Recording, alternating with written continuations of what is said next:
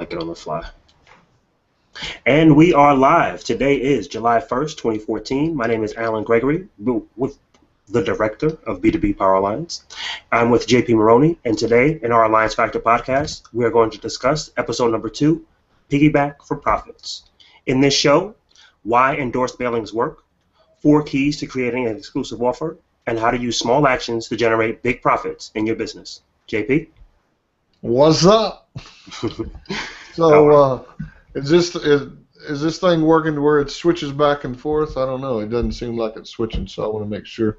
When you talk, I see you, and when I talk, I see me. I think that's how it's supposed to work. Cool. All right. I'm not seeing. All I'm seeing is you big. So that's okay, but it's not very fun. All right. So, you know what's cool? I thought maybe we could get a little bit caught up on what's happening with the Alliance as we get kicked off and start talking about these. What some folks that may not have been around the B2B Power Alliance don't know is that we actually have live trainings every week where we cover the specific tactics that you can use to execute on the idea of marketing leverage, or the strategy of marketing leverage. Marketing leverage being how to, put out a small effort and generate a big result. We're going to go into that in today's session. But the other thing is that as a part of the Alliance, every single week we're teaching a different piece of that strategy. So the one that we're going to talk about this week is the piggyback offers, also called endorsed mailings, but it's the basic idea that you can piggyback off another person's credibility and get them to promote you to the people that know, like, and trust them, preferably their customers, their buyers, their subscribers, the people that are on their list.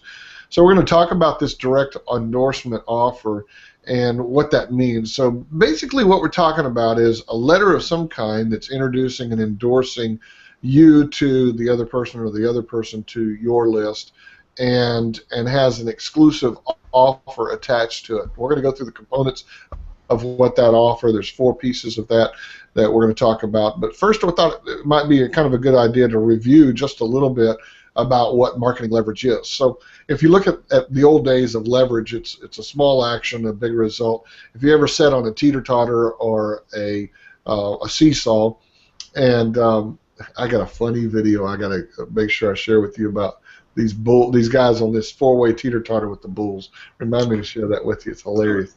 I don't know if you've seen it. But anyway, when you think about the idea of marketing leverage, it's kind of like a teeter-totter or a seesaw, and you have one person on one side and one on the other. Well, if that person on one side is heavier, so you got like this 18-year-old baby Huey on one side, and you got this 5 or 6-year-old kid on the other, well, then it's going to be uneven. So it's going to come up like that.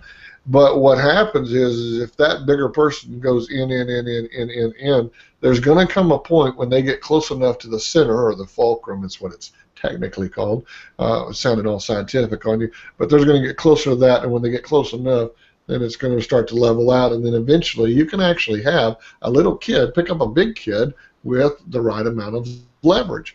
Well, marketing leverage works exactly the same way. So if you think about what are little actions that you could put out and get a big result with, the secret of marketing leverage, which is what we do in B2B Power Alliance, is taking one relationship with one person that has a business, that has a customer base, that are people that are exactly like the people that you want to sell to, and getting that one person to endorse you to their entire list. Not an occasional referral, not, oh, if I run across somebody that needs the product or service that you have to offer, then, well, I'm going to tell them about you. No, not a referral club, but an opportunity where they will introduce you to their entire customer base or client base. And then now, instead of having one person coming over to do business with you, you have a whole flood of new leads and prospects and new sales coming into your business. So small action, big result. And something we might be able to put up, I don't know, I can't remember how we share screen on Hangouts, so we'll just do this, maybe put a graphic up later, but we'll show you exactly how that works in a graphical setting. In our training that we do with our members every week, it's in a webinar format, and we go through this in detail, as well as giving some specific examples. Here's what a letter looks like. Here's what an endorsement looks like. And so what I would highly recommend that you do here's a plug, reach out to Alan Gregory, the director, or go to b2bpoweralliance.com and be sure and check out what we're doing and get a chance to maybe apply to see if your business, if there's a spot for your business in the alliance. But Forbes said the possibilities that can be created with JVs are only limited to your imagination. The fact is that if you look around you and you think about all the different people that sell to the people that you want to sell to, there are tons and tons of opportunities. Well, what you want to look for is people that have a client base that are already your ideal prospects, so that all you have to do is just make that small connection, get that endorsement in place, and then you'll create that result. With this one type of, we have 12 different executions on marketing leverage, but with just this one, we've been able to blow up companies in a short period, very, very short period of time. One company comes to mind is a data shredding company. They have these big trucks they drive around all over town shredding paper and x-rays and hard drives and things like that. We tripled the size of that business with 3 of these endorsed promotions, exactly what I'm talking about in today's podcast. So what you want to do is you want to begin to think about who targets the people that I want to target, what kind of an offer could I put in front of them that would be compelling and get them to respond to me, and how can I get that out in front of them. There's a few reasons why these endorsed mailings work, and so you might want to take a few notes. Here's 3. Number 1, the host has already invested heavily in building an existing list. So they've got loyal buyers and subscribers and followers. And so you get to avoid all of that expense. I was talking to one of our B2B Power Alliance members, and I don't know what he's invested in it. I would have to say that if he's, let's say he was paying around $1 a click, and let's say that he had an opt-in rate of around 33%, he was probably paying about $3 a lead. So I don't want to put words in his mouth, but I'm going to make some assumptions. Gonna sneeze trying to come on. So he told me whenever he signed on with the Alliance that he had 7,000 names on his list, all built through advertising on Facebook. And let's say, again, that he spent $3 a lead on those. He's got $21,000 plus all of his time, all of his effort, all of his emailings he sent to them, all of his follow-ups, all the webinars and the trainings and everything that he's done to build trust and bond with that group of people. You could come in, not make any investment whatsoever, get someone like him to endorse you to that list, and have a bunch of new customers and clients come into your business overnight and have the results. So the host has already invested. They've already put out the money. You don't have to make that investment. So that's one of the reasons this works. That host is already trusted by the people that are on their list. We signed up a CPA the other day, just recently in B2B Power Alliance. When we were talking to her, I posed the question to her because she was concerned that her list was only in the hundreds versus the thousands, and whether or not that would be a big enough list to make an impact for the fellow members in the association, in the membership. And I appreciated her being conscious of that. But the thing I posed to her, I said, look, you're a CPA. You handle these people's financial well-being. You're responsible for how much they do or don't pay in taxes, whether or not they're profitable at the end of the month, the end of the quarter, the end of the year. You have a strong relationship with that group of people, even potentially stronger than somebody that maybe sells promotional products or something like that. I'm not saying that the person with promotional products, clients don't love them and don't trust them, but the person that handles their money has that special extra bond. So look at that host and say, man, I could piggyback on top of their reputation, the trust and bonding that they've already built with that list, and actually go out and market my services through them. Number 2, that host has already built up that trust and bonding with their audience, so you get to leverage off of that pre-existing relationship. So they've already spent the money. They've already built a relationship. Maybe they've done Google Hangouts. Maybe they've done live events. Maybe they have done webinars with their people. Maybe they've sent them out free reports or free videos. And over time, those people begin to trust them, begin to respect them, begin to value their opinion. So when their opinion says, hey, this Alan dude knows what he's doing, you need to take a look at him. If you've got this problem, Alan solves that problem. You ought to talk to Alan. Well, then there's a lot of trust that's built up. And In fact, you know what's funny is the CPA that we brought on as a member, that's exactly how that happened. One of our members sent her over, referred her over, and said, hey, you ought to go talk to this Alan dude. He, you know, with this alliance thing that he and JP are doing, it's working. It's a good thing. You ought to take a look at it. She went and filled out an application. We had a phone call. She joined the alliance, became a part of what we're doing. It solves a problem, but that endorsement from somebody that she already trusted stacked on lots and lots of trust. And number 3 is typically with these endorsed mailings, there's some sort of scarcity or urgency that is attached to it, so it causes people to take action much faster. So we're going to look at what are those key components or those key pieces that you need to have in that endorsed mailing in order to make it work. And we're going to do this by talking about the exclusive offer. So typically with an endorsed mailing, there's a letter, and we give our members templates, and we've got some examples and things that we've shown them. But there's a letter that says, hey, you know, this is, you know, a trusted, valued provider of the following services. That's the basic idea, and they put their stamp of approval on you. Now, if they've used your products and services, they've consulted with you, they've coached with you. If you're in the lawn care business, you know, you've mowed their lawn or whatever. If they've consumed your product or your service or your coach or consulting, even better, right? But if at best they need to convince their people that they have checked you out, they vetted you, and that you're worth listening to. So once they go through that letter and they say, okay, yeah, let me take a look maybe at what they have to offer. What can you do to get people to take faster action? What can you do to get them to generate that response? Well, the exclusive offer has 4 really key components to it. I'm going to go over them briefly here before we finish up the podcast. Number 1 is it should be truly an exclusive offer. And what that means is a non-public offer. Now, I'm going to pick on somebody. I'm not going to use his name, but I was on a call recently with someone, and at the end, the host said, now you've prepared something for our audience tonight to give away. I know that you had something special you wanted to prepare for them.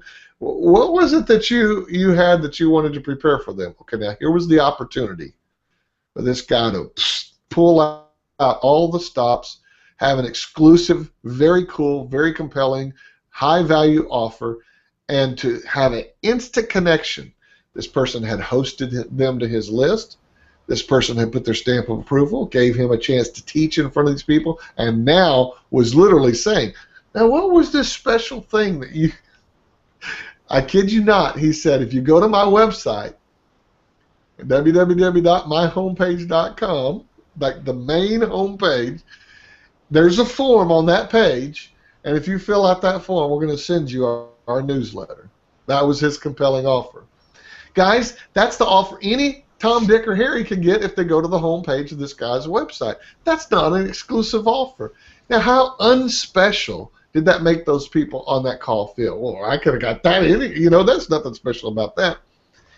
Not saying that they'll be critical of him, not saying that they won't like him, not saying that they won't go put their name in that email form, but he missed an exceptional opportunity to create a higher level of trust and bonding and really a compelling reason to get those people to come over to him. He missed that opportunity. All he had to do is take a recording of a speech he's given somewhere, take a PDF of a transcript from the speech or a few of his articles packed together in one document or something and put a nice name on it and say, hey guys, you can't get to this from the public website, so don't, you know, if you go to my website, I hope you do, and I hope you look at all the articles and cool stuff I've got there, but this is just for you guys. I created a special link, and it's www.mypage.com/Alan's Friends, you know, and it's just special for those people. So it really should be an exclusive offer. Number 2 is it should be irresistible, which means compelling. It needs to be something that causes those people to take action. You got to understand human nature. How many of us have got cell phones? We've got Skype going off. We've got, you know, people outside our office or kids outside of our office if you have a home office. You got UPS man coming to the front door. You got all kinds of stuff happening emails going off and on and on, iPads, everything is going off and trying to draw our attention and get us to do stuff. You really got to get people by the jugular and pull them in if you're going to get something done, if you're going to get them to take action.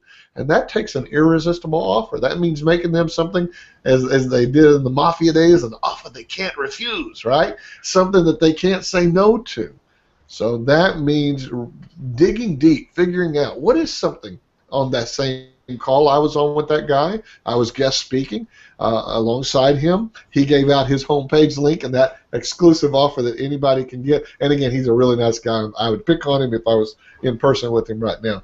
But I instead said, you know what, guys, I had thought about giving away some kind of a free report of something that we would normally give away, but I changed my mind. I decided just for you guys tonight, I was going to take one of my paid products, one of the products that people have actually pulled money out of their wallet or use their credit card or their PayPal and bought from me in the past. I'm going to give you that product absolutely free. Now, whose offer is more exclusive? Whose offer is more competitive? Number 3, it should be calculated based on profitable client acquisition formula, including lifetime value and current client acquisition costs. What do I mean by that? That means you need to know how much it's costing you to get a new customer in your door, physical or virtual, and you need to know what each of those new clients or customers is worth to you. So if you're spending money on trade shows, if you're spending money to sponsor events, if you're spending the money to run ads somewhere on the internet or offline, it doesn't matter if you're using direct mail, if you're using any kind of dollars to generate a new customer through advertising and marketing, take that number, divide it by the number, take that number for a month, divide it by the number of people that you're bringing in a given month, and you can figure out what your current client acquisition cost is. Pretty easy number to come up with. But an even more important number is what is the lifetime value of that client for your business. So you want to look at, like, what is the initial transaction? How many times will they typically buy from me over the year? And then each year thereafter, on average, how much will they spend with me? You add all that money up, and you come up with a total. And then you can figure out, okay, every client to me is worth $5,000, $7,000, $3,000, $15,000 over their lifetime, and that gives you those two numbers give you a good indication of what you might do in this compelling, irresistible, exclusive offer to be able to go as far as you can go and give as much as you can give and still make a profit. That's the goal. You want to make money, obviously, but you want to try to create an offer that people can't refuse. We've done all sorts of things over the years. We've done a first-time free service. So in the shredding company's offer, it was a first-time free shred. We've done first-time free tanning, a month of tanning, a week of tanning, whatever. We've done things where people got to come to a gym for a while. We've given away gift certificates to come to restaurants. We've given away gift cards coupon codes to use online in shopping carts, so $100 off your first purchase of products with our company, first month in something. It could be an information offer. So if people find your information compelling, it doesn't necessarily have to be something you would normally sell, but if that information will be transformational and give them some kind of an advance down the path of where they're trying to get, so let's say a strategy call or a consulting call, or it could be a free training webinar that's going to teach them some stuff that they want to know, some kind of offer that's going to bring them in and create a lifetime customer that's going to be worth hundreds or thousands or hundreds of thousands of dollars to your organization.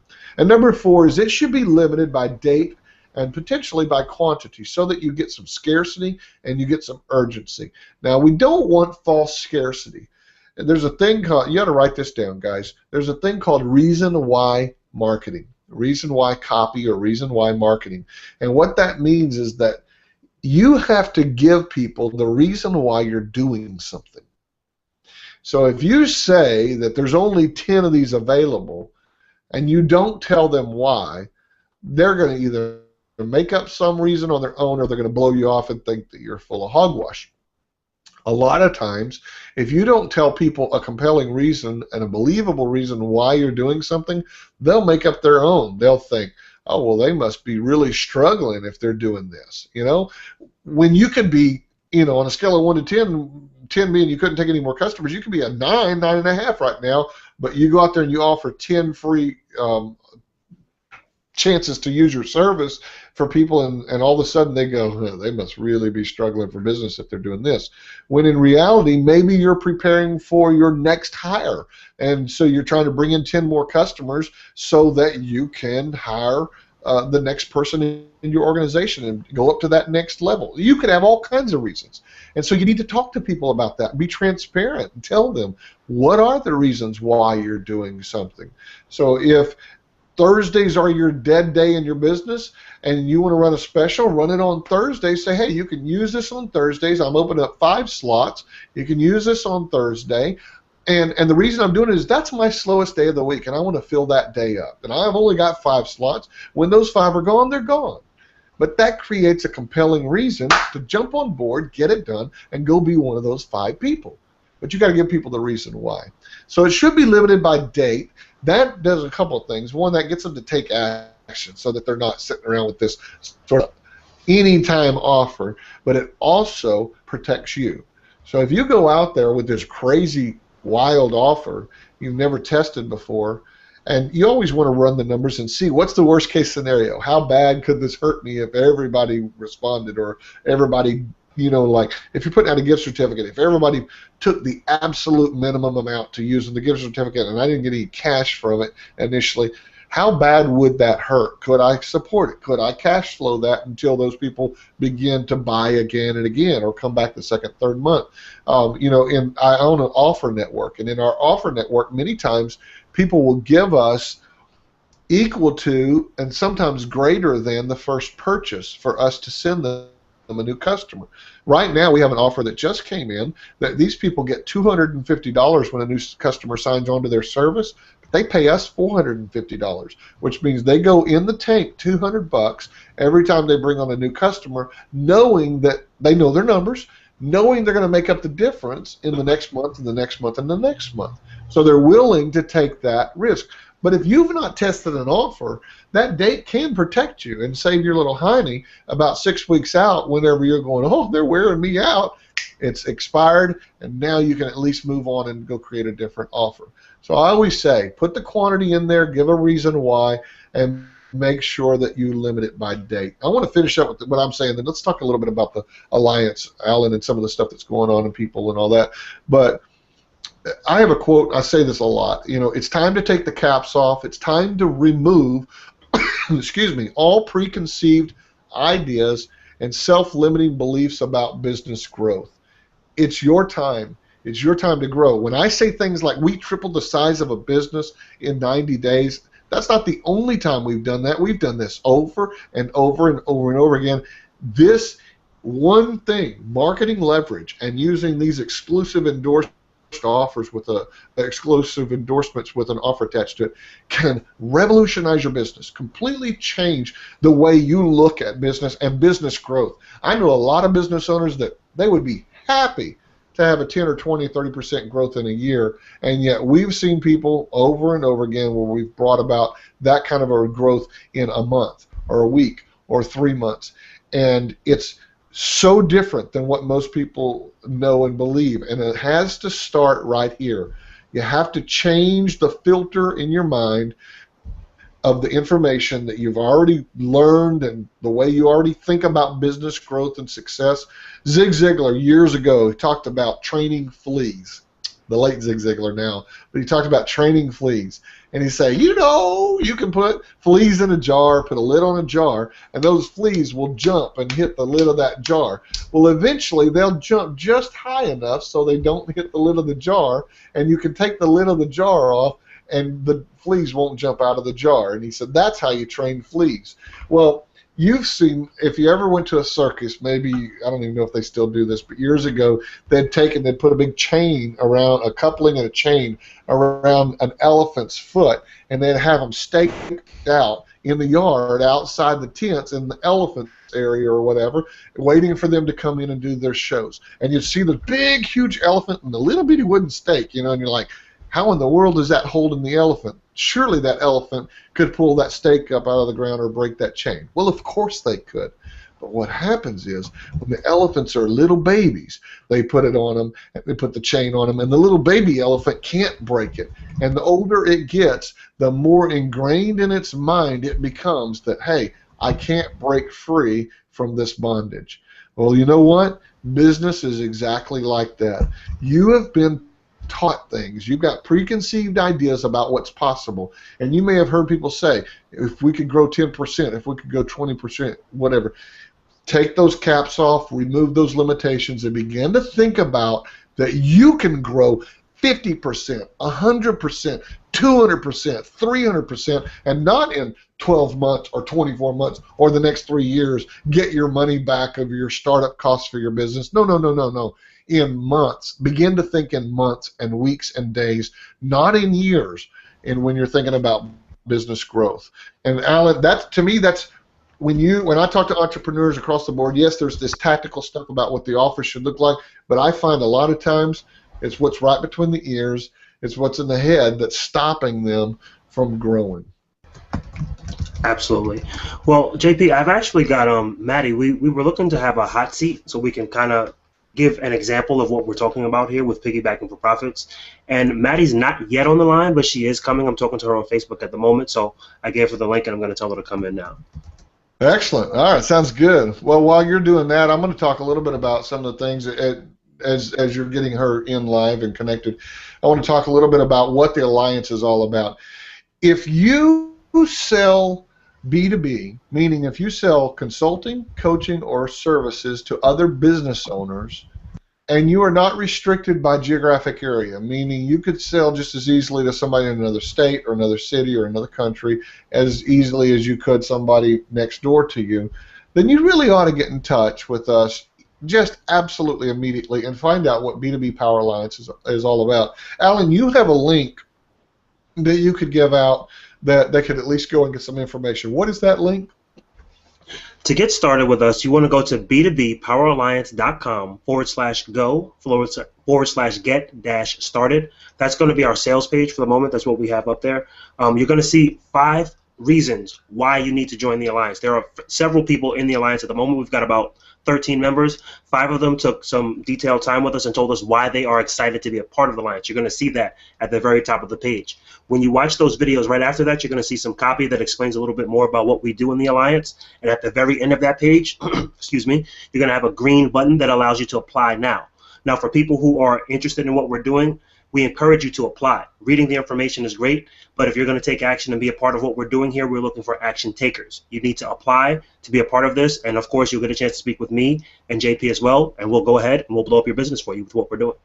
Well, and here's the deal. The whole reason we created the Alliance is you can know conceptually all this stuff I'm talking about with endorsements and one person endorsing another to the list, but the tough part is when you're in the midst of trying to grow your business on a day-to-day basis, where are you going to find the time to go find people to do deals with? It's tough. And once you find those people, you're going to have to convince them that this is the way that they ought to do business, that makes sense for them. And instead of you having to do that, we just decided to bring together entrepreneurs that already know and believe in this. We've brainwashed them already. We've already got them convinced and persuaded that this is a great way to grow a business and that they should endorse people and be a part of cooperative campaigns and marketing opportunities, as well as doing the same for their fellow members. So we've done all the legwork. We've brought the people together, we've trained them, and you can be a part of that if your category is available. And that's what's important about applying as quickly as possible, is that because we only accept one business professional per category, we have the luxury of being choosy. We get to pick who we want in the Alliance. So it is by application only. And the second part of that is that if for some reason you come and apply and your category is already taken, you will literally be locked out. I want you to imagine for just a second all of the potential to grow your business and have the profits, the lifestyle that you want, everything, making the kind of money that you want. All of those things are right there at your fingertips, and they're inside the walls of a castle, and the doors are open. and you're trucking it towards that castle, and all of a sudden you see the castle doors start to close, and you're like, no, what I want's on the inside. And all of a sudden the doors slam shut in front of you. You get up there, you're banging on the door, and no one will let you in. And all of a sudden you see one of your competitors up on the wall above you, and they're up there going, nah, nah, nah, nah. That's what happens with the alliance.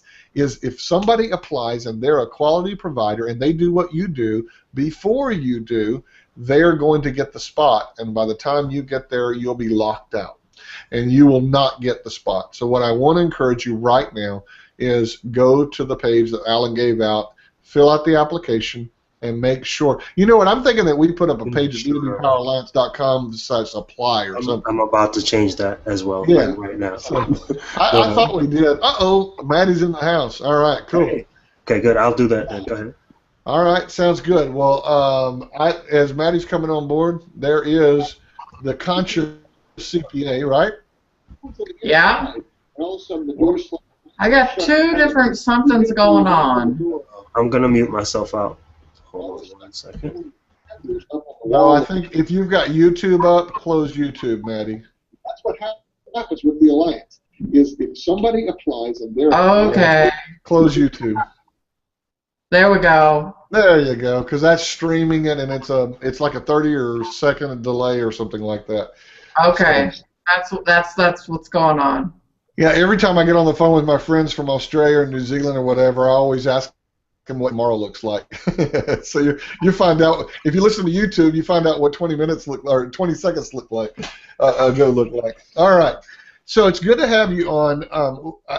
And it sounded like y'all got last minute hooked up in the group for you to come on, but you're the CPA in the B2B Power Alliance, and what I've been really kind of excited about doing on these podcasts is doing what I call a hot seat, and that is talking to you about your business and what you're offering, but also what your marketing funnel kind of looks like, and think about what would be some cool ways for you to create an exclusive offer, or what would be an opportunity for you to joint venture with a fellow member in the multiple fellow members in the alliance.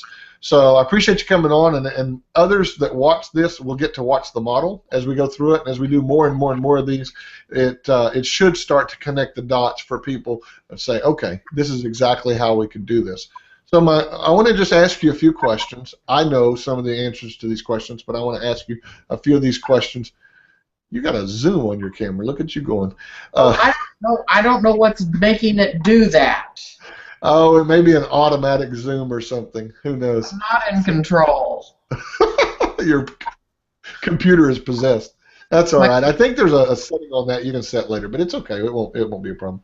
So what I want to ask, talk to me, just give me like the 60-second elevator pitch on what business you're in. What we do is work with small business owners to help them get control and confidence about managing their money and their taxes and understanding their profitability and how to make profitable business decisions and conscious business decisions about how to do business next week, because they have their numbers and they have the information they need in order to make those decisions.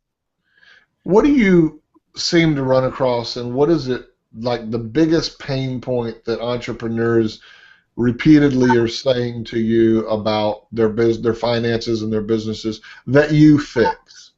The consistent thing that I hear is they have a pile of papers in a drawer, and that constitutes their records for last year.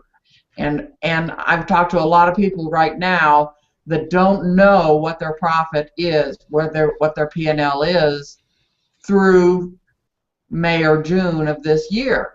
And so they're really operating blind. They don't know what they've done already this year, so it's really hard to make decisions about what they can invest in and what they cannot invest in. So they have no records at all, and they don't know if they're going to owe taxes. They don't know if they need to pay estimated taxes. They just are in a bubble that is not aware of what's going on in their business, which costs them money, because a lot of people don't do anything about their taxes until March 15th of next year. And then they sit down and they wonder why they owe, and they wonder where the money went, but they don't have the resources they need to answer those questions. Gotcha. So what do you do, you and your possessed camera, what do you do on the front end to kind of analyze the relationship and see if it's going to make sense for you to do business? Do you have a process or a funnel, essentially a process that you take them through, but from suspect to client? What's that path? Well, basically, it is an interview process where I talk to them about what they've got going on and where they are and what information they're lacking and they need to know. Some people have records up to the current date, and some people don't have records up to the current date. And each person, I talk to very few people who have an ongoing relationship with their CPA. Most people see their CPA once a year when it's time to do their tax return. And I always recommend a minimum of quarterly meetings. And most of my process talks about recommendations of what I think is a good financial stable relationship with an accounting professional. And so by the time I get done talking to them, they have an understanding of what my recommendations would be for them for their next steps. Okay. Is that a paid consult or is that a free consult? That has been, up until now, it has been a free consult, and I am strongly considering moving it to a paid consult, with the consult applying to anything that they purchase in going forward. Okay.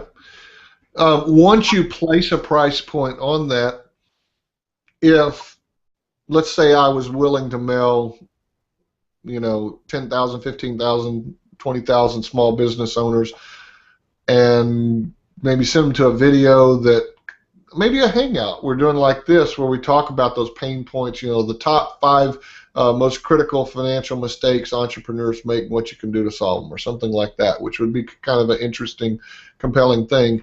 When they got through with that, once you start charging for this, for my people, would you be willing to waive that if I sent you 15 or 20 or 30 people over there to have that consult with you? Do you get enough of those to convert into new clients to make it worth your time? Yes. Okay. Yeah. So that my conversion rate on those is somewhere in the neighborhood of 40%. Excellent. Okay, good. So I always tell people, if you can convert 1 out of 3 to 1 out of 5 from a strategy session to a client, that's great, and you're beating that. So that's, you're doing, I don't know what the number is, but it's not quite 1 out of 2, but it's getting really close. So that's really good. So one out of 2.5. I don't know what that half a client looks like. Maybe a 2-headed client. 4 out of 10. There you go. There you go. 4 out of 10. I like that. So the accountant comes out, and she has to get the numbers exactly right. She wasn't happy with an unknown. Well, it's a disease. Yeah, that's good. All right. So now, if we had, so did you catch on to that title? Do you think that might captivate entrepreneurs' attention if we came out with something like the 5 most costly? You could say the 5 most costly bookkeeping. You could say the 5 most costly financial mistakes. You could say the 5 most costly tax mistakes our entrepreneurs make with their taxes, or whatever. But you could come up. Do you think that might be something that would be compelling for entrepreneurs? Yeah, I would think so. Okay. And on that, then you could make a call to action for them to go fill. Do they fill out a form, or what do they do to get that session with you? At this point, it's been free, and I have had a link to Time Trade for them to make their appointment. So there hasn't been any provision for any kind of collection of any kind. And so what I would need to do is set up a page, I think, have my VA set up a page in Infusionsoft that they could go to in order to check out and sign up and then go to time trade. Absolutely. That's what we do. Most of our businesses, and then whenever I help clients, we'll typically take someone to an application page and then flip them over to a calendar if we're going to auto book to a calendar. Sometimes if we're pre-screening before we allow them to book, then we have a VA follow up later and send them a link to the calendar. But yeah, that would work perfect. So so what kind of information would be helpful for you to get before you have that conversation? Is there some stuff that you'd like to know, that maybe questions you end up asking everybody anyway? So if you knew that before you got on the call from an application, what kind of information would that be? Well, you know, it's interesting because the first question I generally ask everybody is a couple of real basic things. Number one, have you filed last year's tax return? And you'd be amazed how many people the answer is no. And if that's no, then that's a high priority. The next question is, do you have your business and personal finances separated, or are they merged and intermingled? Are they combined, or are they separate? Because there's a certain level of entrepreneur that's operating and everything's coming out of one checking account, and they're just paying the bills however they see fit, and it is not managed at all. And so those two things give me an indication of the commitment level and responsibility level of the person right off the bat. And the next question I ask them is, what kind of records do they have in place for the current calendar year at this point in time? And most frequently the answer to that is they have a box of receipts. That's the most common answer. Some people tell me they have QuickBooks, or they have someone that's doing their bookkeeping for them and they have QuickBooks. And that's a higher level general person. And then I usually ask them what their goal revenue is for the next calendar year. So I get a feel of what their intention is and how far along they are towards meeting that goal. So I would ask, what is your income forecast for 2014, and how close to that progress are you at this point in time? So do you know the answers to those questions? Amazing number of people don't know the answer to either one of those questions. They don't have a goal. They don't know what their current status is. Very interesting. So yeah, a lot of people just operating week to week or day to day, just trying to survive, or just trying to keep all the balls in the air. So now the thing is, I had a client come on. I've had two clients come on that are one grossing $500,000 and the other over $1 million, operating like that. Yeah. Okay. So it's not an indicator of size, you know. It's an indicator of how they do business. Well, I know you already speak, but like you speak at conferences and meetings and seminars and stuff, but for folks that are watching this so that they can understand the model, here's what I would suggest.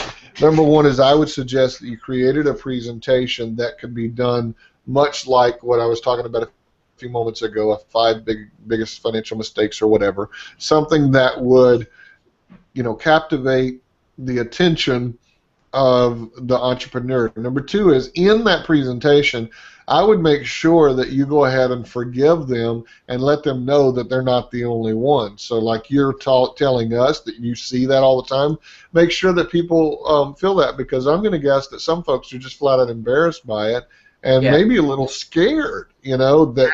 Absolutely. And so they delay approaching this professional for fear of being embarrassed, or for maybe, oh no, now I'm going to be in so much trouble. Maybe it's better that I didn't crawl out from under this rock, you know?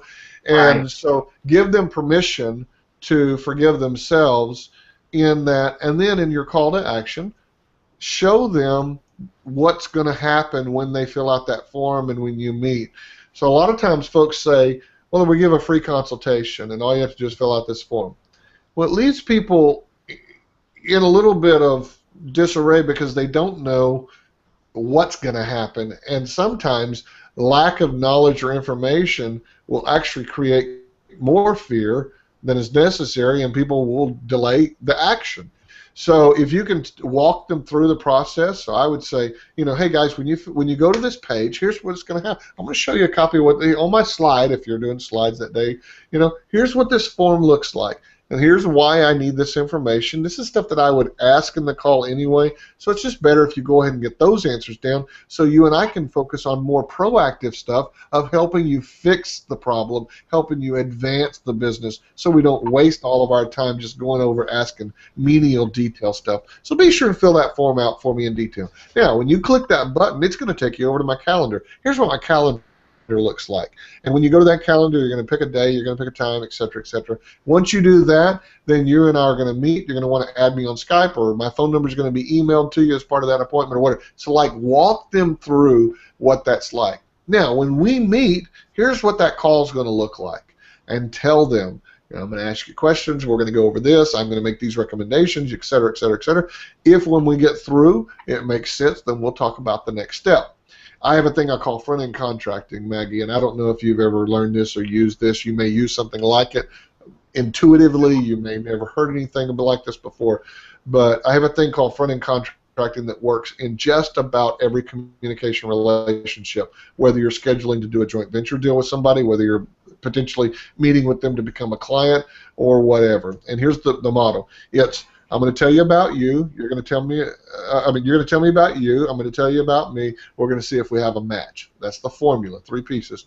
You're going to tell me about you. I'm going to tell you about me. We're going to see if we have a match. And the way that kind of articulates is, so whenever we get on that call, what I'm going to do is ask a few questions so that I better understand your situation, exactly where you're at financially, exactly where you're at in your business. Listen, as bad as you might think it might be, I've seen worse, guys. But we're going to find out exactly what it looks like. Then you're going to I'm going to tell you a little bit about me. I'll tell you how our services work, what the fees are that are involved, what our guarantees are or not if you don't have guarantees, but what all we do, how my staff works, what you can expect if you need to contact us, how to reach us, where to send information. We're going to talk about all those details of the services that we offer and then at the end, I'm going to make a recommendation of what I think should be the next steps. If we have a match between what your needs are and what you're looking to accomplish and what we offer, then we'll talk about moving forward and what those next steps are. But up until that point, no obligation, no harm, no foul. If it works out, we don't work together, that's okay, but we'll know at the end of that call of whether or not we should do business with one another.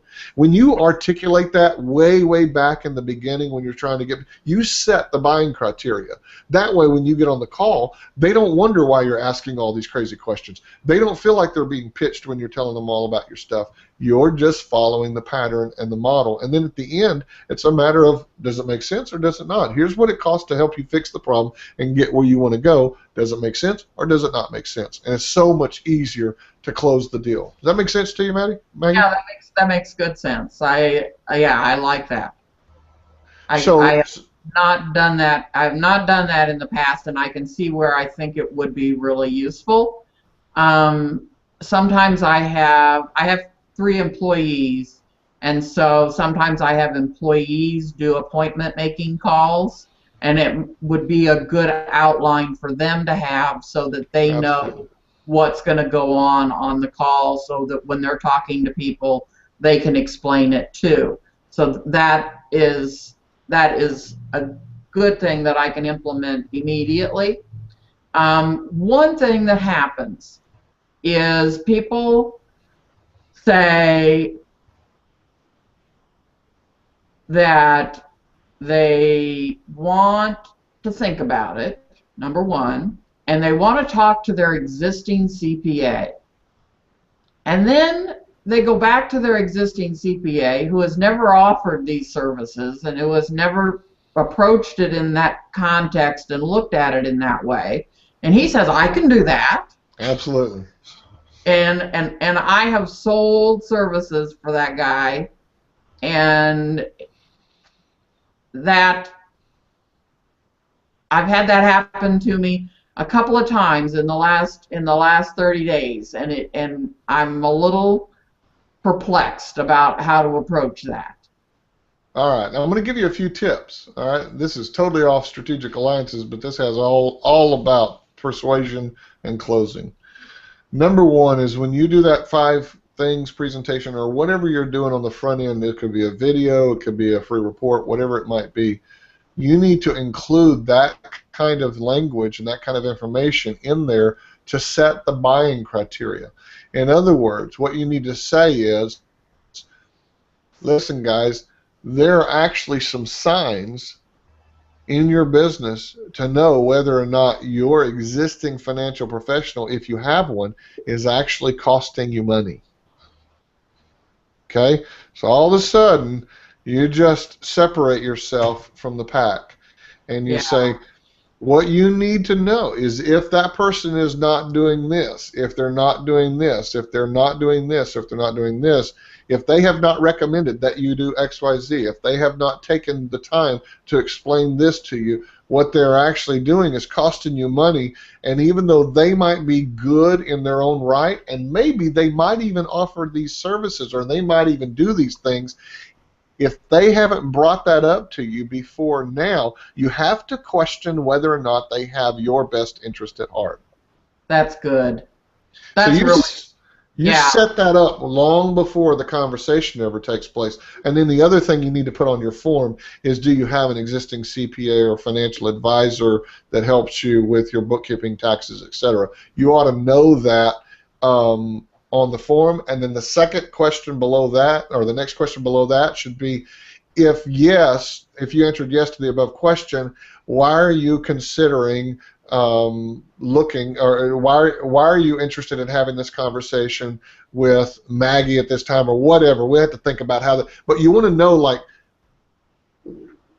if you've got one, why are you looking? You know, because when you get on that call, then you can refer to that and say, well, I noticed that you said that, you know, the person had done your taxes, but you kind of wondered whether or not you were getting the best deal or whatever. We'll talk about that, but also some of the things that we're going to talk about is, you know, has this happened, has this happened, has this happened, you know, so you set, we call that setting the buying criteria. You want, you ought to put out a document, and it could become part of your free report. It could be at the end of stuff. But you should have like 5 things or 10 things or 7 things to look for in a CPA or in a financial and tax professional or whatever, however you would best describe as an umbrella, because you want other people to, and then you sit down and make a list of all the stuff that you do with your clients that other people don't do, like you're talking about. You know, most people hear from them when it's time to do the taxes, and you know, it's just like, well, what about the other? By then it's too late, right? You can't make decisions for the ice cream that you ate last week, you know, if you're trying to lose weight. So you need to know how to make choices along the way and make better choices. If I'm going to get the ice cream or the yogurt, which one should I go with, right? And you need to, so you can set that buying criteria for people by showing them that their financial advisors are not bringing this stuff up, are not educated, not sending out newsletters, not having weekly webinars or monthly webinars to teach them stuff, on and on and on. That's even bringing them other professionals, like being a part of this alliance, that becomes a differentiator, because you become, as I mentioned to you on the phone, almost a concierge to them, providing additional premium services through these platinum preferred partners that are part of B2B Power Alliance. You're bringing them value. Yes, it's money they'll spend on something, but it's an investment in their business that should get an ROI. So, hey, I don't look at myself as the kind of person that does your taxes every year. What I look at myself as your financial business partner with your business to help you navigate the challenges on a daily basis, or a weekly basis or a monthly basis or whatever number is accurate, and help you make the best decisions. Not only that, I educate my clients to make sure. So if your advisor is not constantly educating you on what are the best things that you should choose, what are the questions you should be asking about this, and on and on and on. So all of those different things should be like 5 or 7 or 10 things to look for in a CPA financial advisor for your business. Does that make sense? Yeah, that makes great sense. That's very good. Thank you. You bet. Well, then they start judging you by everything else. That's what happens. And everybody else, if you're out there selling roofing, you know, and you go and you say, hey, I want to show you something. Look at these shingles. I don't know if you know this or not, but this particular way that this shingle is put together, given 5 years, 10 years, it will start splitting. And while it may look good on the top, what will happen is when the wind blows, the water will actually get up underneath that, and it creates mildew, and it eventually begins to rot. I'm making all this stuff up, okay?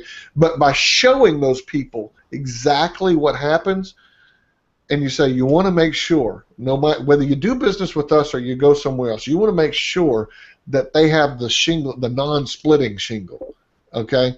Right. And now, any bid that those people take in on their roof, they're going to be like, so do you have the non-splitting shingle? You know what I mean? So they start questioning whether or not other people have those things, those benefits, those features, those add-ons. So, yeah, big stuff. So you're going to have a form, you're going to have a calendar link, you're going to have a conversation, you're going to set the buying criteria in advance.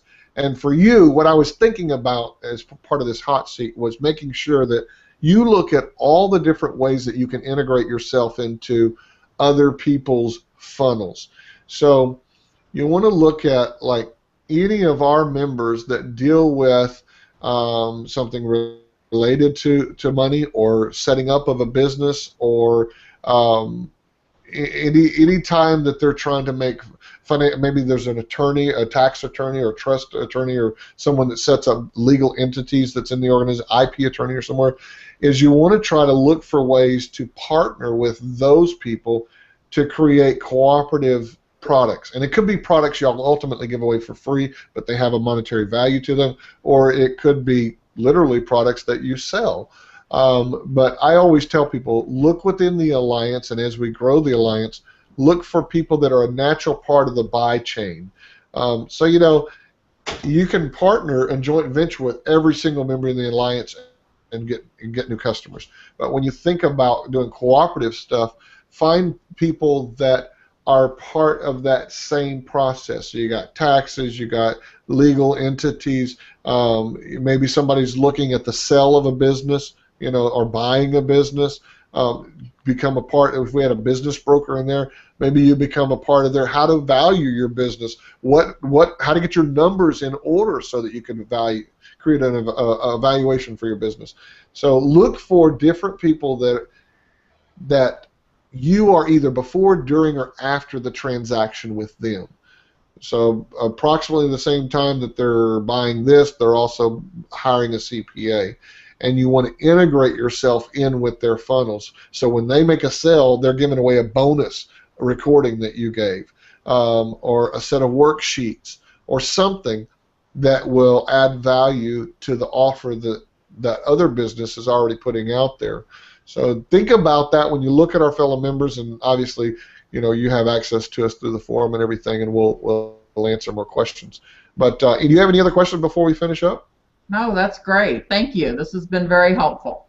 Very cool. Well, you know, I get some folks know this, some don't. I get $1,000 an hour for private consulting, and so I don't know how long we've been on this, but not bad for a free consult. So, thank you very much. Yeah, absolutely. It's our pleasure, and to be honest with you, we're very happy to have you in the alliance. And big shout out and kudos to Diana Needham for referring you to the alliance. So we're super glad to have both of you ladies on board. And Alan, you want to finish up and wrap it up for us? Guys, thank you for joining us today with the Alliance Factor. We're wrapped up. It is now 5:09 p.m. See you later.